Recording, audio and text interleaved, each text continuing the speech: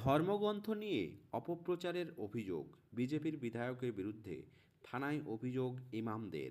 হরিণঘাটার প্রতিবাদী ইমামদের বিধায়কের বিরুদ্ধে থানায় অভিযোগ জানালেন তারা।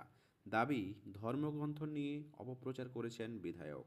সম্প্রতি বিজেপির একটি প্রতিবাদী আন্দোলন থেকে সংবাদ মাধ্যমের সামনে কোরআনের কিছু বাণী তুলে ধরেন হরিণঘাটার বিধায়ক, কেন্দ্রীয় বিজেপির বিধায়ক কবিয়াল অসীম সরকার। বিধায়কের অভিযোগ, এই বাণীগুলি বিতর্কিত।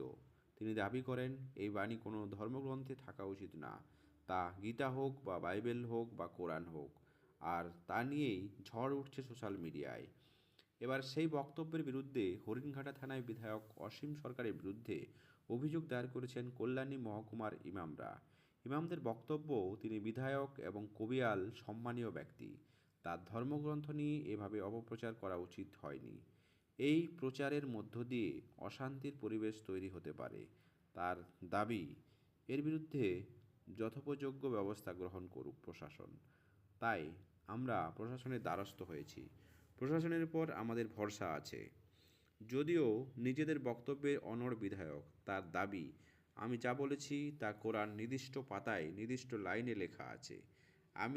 আমার কথা নয়, কোরআনে লেখা।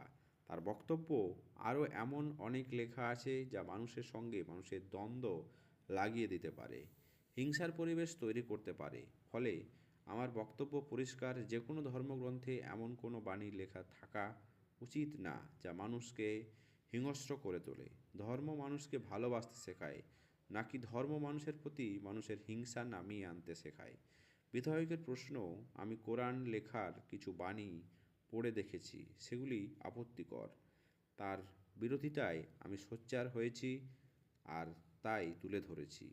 তার জন্য আমাকে ফাঁসিতে ঝুলিয়ে দিতে হবে, আমাকে মেরে ফেলতে হবে বলে উক্তি করেছেন যারা, তারা বলুন আমার বলা কথাগুলি কোরআনে লেখা নেই।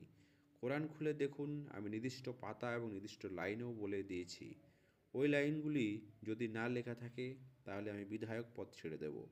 যার শাস্তি দেবেন আমি মাথা পেতে নেব। দর্শক, হিন্দু ধর্মের কোরআন সম্বন্ধে অসীম সরকার যে কথাগুলি বলেছিলেন, সেই কথাগুলি কি সত্যিই রাজনীতির আঙিনায় বাস্তবতা রয়েছে?